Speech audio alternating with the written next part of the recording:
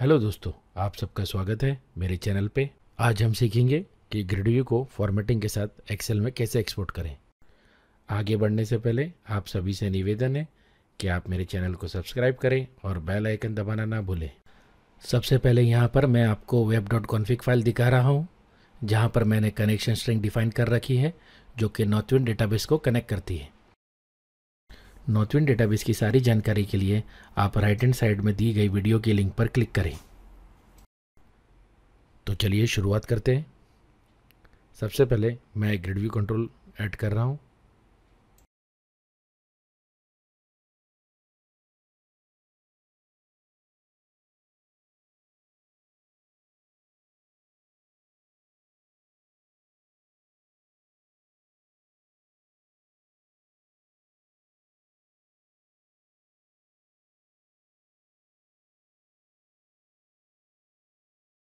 मैं grid view में allow paging property को ट्रू सेट कर रहा हूँ, क्योंकि यहाँ पर मैं पेजिंग का इस्तेमाल करने वाला हूँ।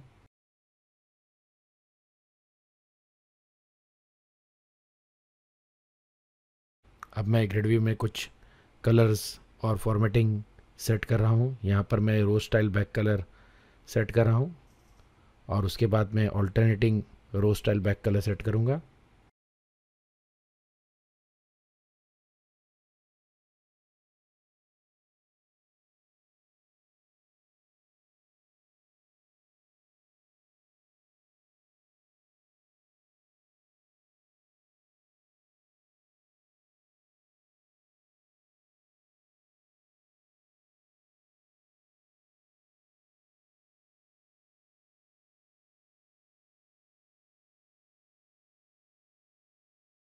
अब मैं ग्रिड व्यू को on page index changing event handler assign कर रहा हूँ।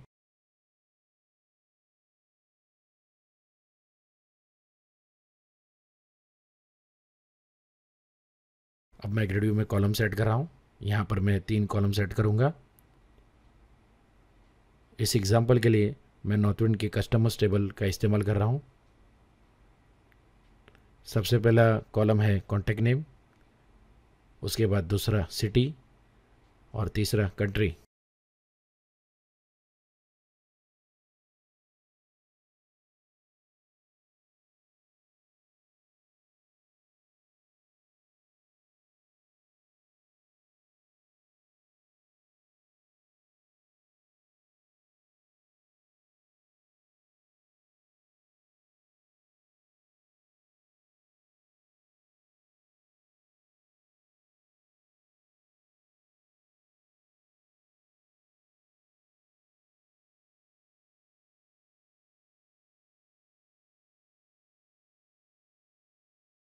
हमारी ग्रिड व्यू तैयार है। चलिए कोड बिहाइंड में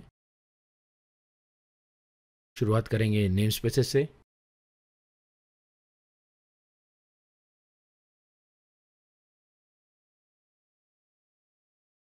सबसे पहले सिस्टम डॉट आयो, इसका इस्तेमाल ग्रिड व्यू के एक्सपोर्ट में होगा।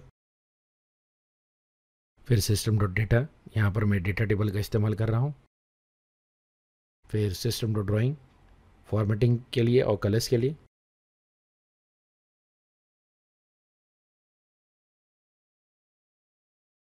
System dot data dot SQL client, ADO dot net के लिए। और अंत में system dot configuration, web dot config से कनेक्शन स्ट्रिंग को फेच करने के लिए।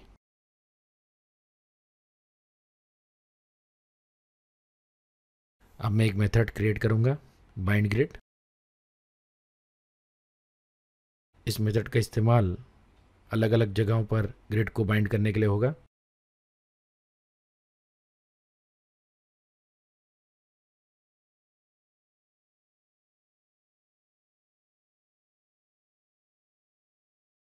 सबसे पहले मैं कनेक्शन स्ट्रिंग को फेच कर रहा हूँ वेब डॉट कॉन्फ़िग फाइल से।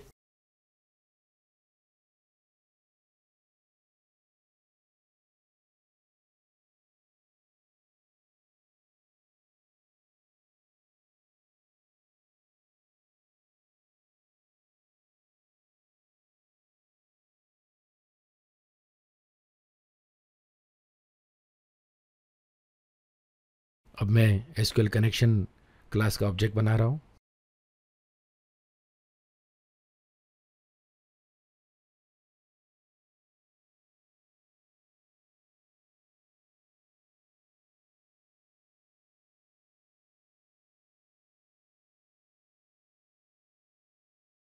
अब उसके बाद मैं एसक्यूएल कमांड क्लास का ऑब्जेक्ट बना रहा हूँ।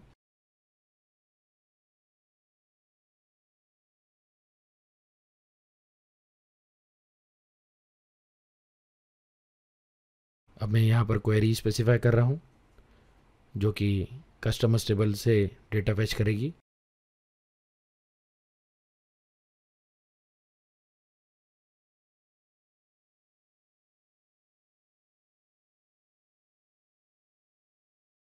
अगली चीज़ जो मैं इस्तेमाल कर रहा हूँ वो है एसक्यूएल डेटा अडेप्टर क्लास, क्योंकि यहाँ पर मैं डेटा टेबल का इस्तेमाल करूँगा और उसे फिल करने के लिए हमें इस क्लास की ज़रूरत पड़ेगी।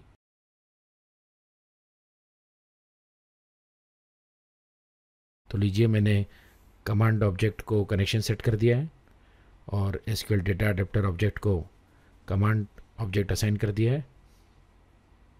उसके बाद हम डेटा टेबल का ऑब्जेक्ट बनाएंगे और उसे फिर फेच डेटा से फिल करेंगे।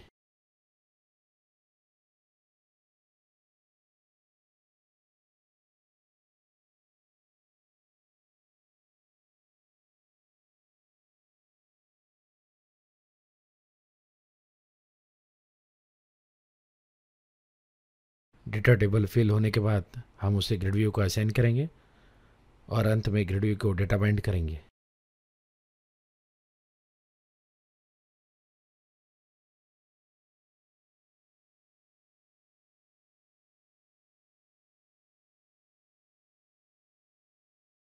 अब हम इस फंक्शन को पेज लोड इवेंट में कॉल करेंगे if not suppose back condition के अंदर।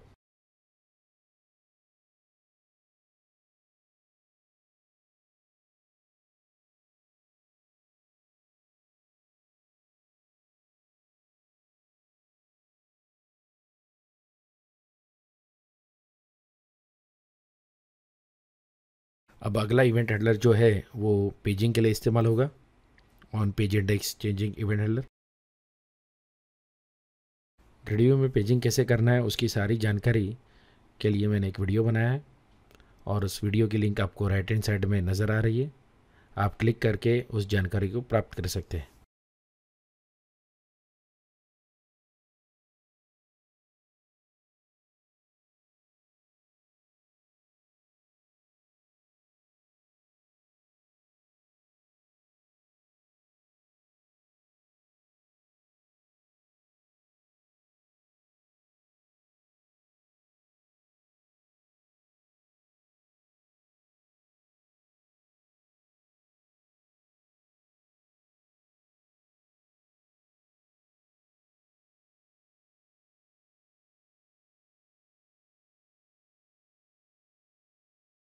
चलिए, हमारी कोडिंग हो चुकी है। अब हम कोड को रन कर चेक करते हैं। आप देख सकते हैं ग्रिड व्यू डेटा डिस्प्ले कर रही है और पेजिंग भी अच्छी तरह से काम कर रही है।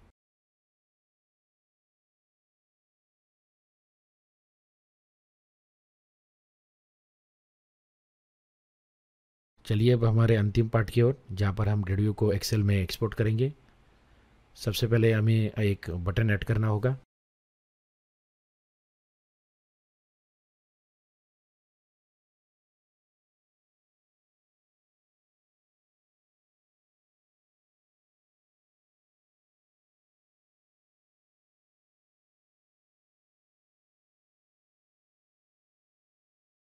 अब मैं बटन को एक on click event handler assign कर रहा हूँ।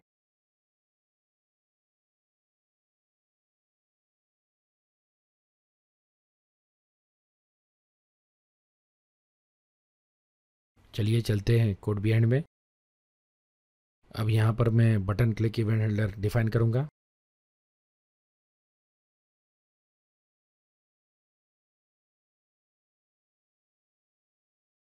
यहाँ पर मैं कुछ बेसिक जानकारी देना चाहूँगा कि एक्सेल में एक्सपोर्ट करने के लिए ग्रिड व्यू को रिस्पॉन्स क्लास का इस्तेमाल करके एक्सपोर्ट किया जाएगा और उसके लिए हम सबसे पहले रिस्पॉन्स ऑब्जेक्ट को क्लियर करेंगे। उसके बाद बफर को ट्रू सेट करेंगे।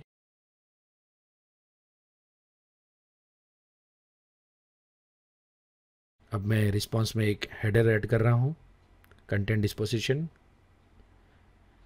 इस हेडर का इस्तेमाल इसलिए होता है कि हमें ब्राउज़र को बताना होता है कि जो फाइल डाउनलोड हो रही है वो क्या डायरेक्टली ओपन होगी या एज एन अटैचमेंट डाउनलोड होगी,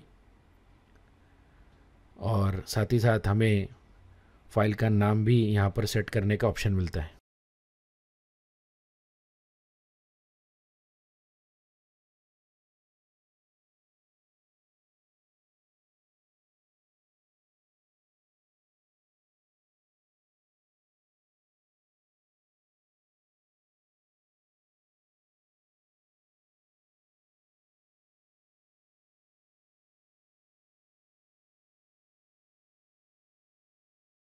अब यहाँ पर एक और इम्पोर्टेंट चीज़ जो कि है कंटेंट टाइप, जो कि ब्राउज़र को बताता है कि जो फ़ाइल डाउनलोड हो रही है वो किस टाइप की फ़ाइल है। यहाँ पर मैं कंटेंट टाइप सेट कर रहा हूँ vnd.ms excel।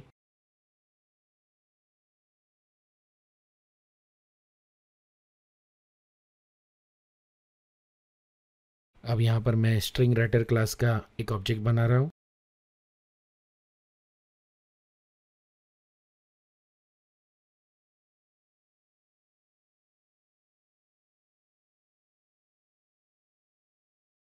अगला मैं HTML टेक्स्ट राइटर क्लास का ऑब्जेक्ट बना रहा हूँ। ये दोनों ही क्लासेस का इस्तेमाल ग्रिड व्यू को HTML में रेंडर करने के लिए होता है।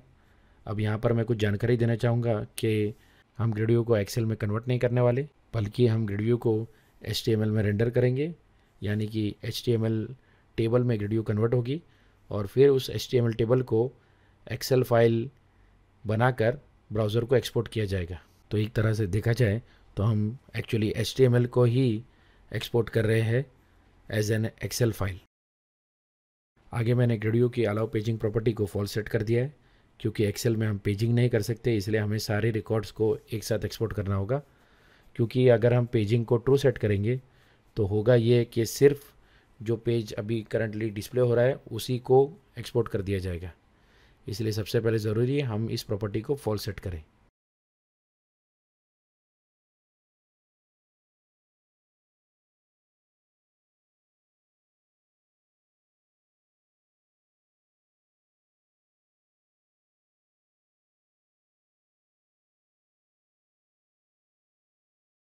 अब मैंने ग्रिड व्यू में फॉर्मेटिंग शुरू कर दी है। तो मैंने सबसे पहले एक लूप चलाया है हेडर रो की सेल्स में, और लूप के अंदर मैंने सेल का बैकग्राउंड कलर सेट किया है।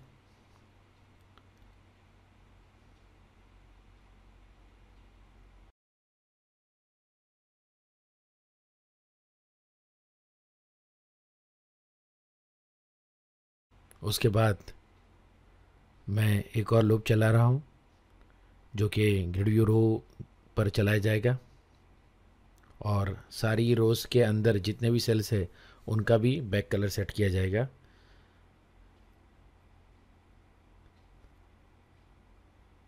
ये इसलिए किया जा रहा है कि अभी हमने जो फॉर्मेटिंग अप्लाई की थी वो रो को की थी, पर क्योंकि हम ग्रिड व्यू को एक्सेल में एक्सपोर्ट कर रहे हैं उसमें कलर्स में कुछ प्रॉब्लम आती है, जिस वजह से हमें इसको लूप कर कर हर सेल को उस कलर को अप्लाई करना पड़ेगा।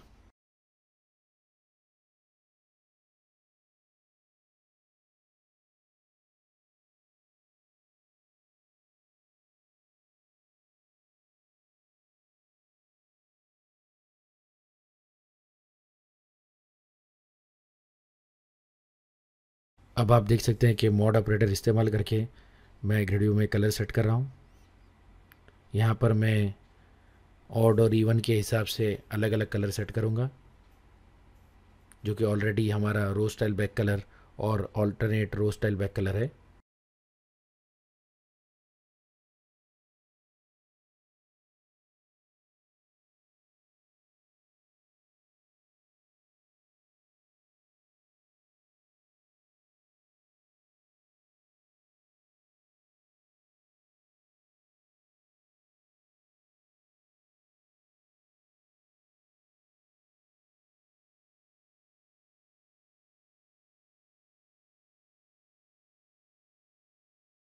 अब आप देखेंगे कि मैं सेल में एक CSS क्लास भी सेट कर रहा हूँ, टेक्स्ट मोड।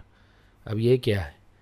टेक्स्ट मोड जो CSS क्लास है वो अभी मैंने बनाई नहीं है, वो मैं रन टाइम पे बनाऊंगा स्ट्रिंग वेरिएबल के ज़रिए। इसका इस्तेमाल इसलिए होता है कि एक्सेल में जब हम डेटा एक्सपोर्ट करते हैं तो कभी कभी हमारे डेटा में नंबर होते हैं जो कि बड़े नंबर हो गए, तो एक्सेल की एक आदत होती है कि अगर नंबर बड़ा है यानी उसमें ज़्यादा डिजिट्स है तो वो उसे एक्सपोनेंशियल वैल्यू समझ के उसको कन्वर्ट कर कर डिस्प्ले करता है। तो इसे रोकने के लिए हमें एक CSS क्लास बनानी पड़ती है और उसे एक्सपोर्ट करते टाइम रिस्पॉन्स में लिखना पड़ता है ताकि एक्सेल को हम बता सके कि ये जो सेल है इसमें स्ट्रिंग वैल्यू है, और क्योंकि उसमें स्ट्रिंग वैल्यू है इसलिए उसमें नंबर हो या कैरेक्टर हो वो उसे कन्वर्ट नहीं करता। और एक और चीज़ यहाँ पर मैं बताना चाहूँगा कि मैंने यहाँ पर रेंडर कंट्रोल फंक्शन का इस्तेमाल किया है, जिसे मैंने HTML टेक्स्ट राइटर जो ऑब्जेक्ट हमने पहले बनाया था वो पास किया है। ये ग्रिड व्यू को कन्वर्ट कर देगा एक HTML टेबल में और उसके बाद हम उसे राइट कर देंगे रिस्पॉन्स में। अब क्योंकि रिस्पॉन्स में हमने कंटेंट टाइप में सेट कर दिया है कि डाउनलोड होने वाली फ़ाइल एक एक्सेल है, तो ब्राउज़र को यही लगेगा कि हम एक एक्सेल फाइल भेज रहे हैं और एक्सेल फाइल का ही कंटेंट भेज रहे हैं। और इस तरह हम ग्रिड व्यू को HTML में कन्वर्ट करके उसे एक्सेल फाइल के ऑब्जेक्ट में डिस्गाइज कर कर ब्राउज़र को भेजेंगे।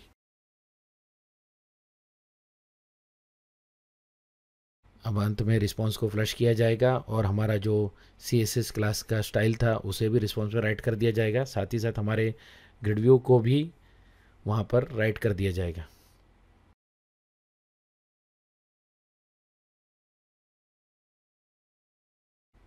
अब आप देख रहे होंगे कि मैं एक और इवेंट ऐड कर रहा हूँ, जिस इवेंट का इस्तेमाल इसलिए होता है क्योंकि अगर आप ग्रिड व्यू को रेंडर करते हैं और क्योंकि हम यहाँ पर फॉर्म का इस्तेमाल नहीं कर रहे हैं इस वजह से एक एरर रेज होता है, तो उस एरर को सप्रेस करने के लिए इस इवेंट का इस्तेमाल होता है। तो चलिए कोड को रन कर चेक करते हैं। तो चलिए बटन पर क्लिक करते हैं। ये देखिए फाइल को ओपन सेव करने का ऑप्शन आ गया, मैंने ओपन कर दिया। ये एक वार्निंग आई है जिसे आप इग्नोर कर सकते हैं क्योंकि हमने HTML को एक्सपोर्ट किया इसलिए एक्सेल वार्निंग दे रहा है। आप देख सकते हैं ग्रिड व्यू अच्छी तरह फॉर्मेटिंग से एक्सपोर्ट हो चुकी है। तो इसी तरह हम वीडियो के अंत में आते हैं। सैम्पल कोड और डेमो की लिंक्स के लिए आप डिस्क्रिप्शन चेक कर सकते हैं। आपका बहुत बहुत शुक्रिया वीडियो देखने के लिए। जल्द ही मिलते हैं अगले वीडियो में।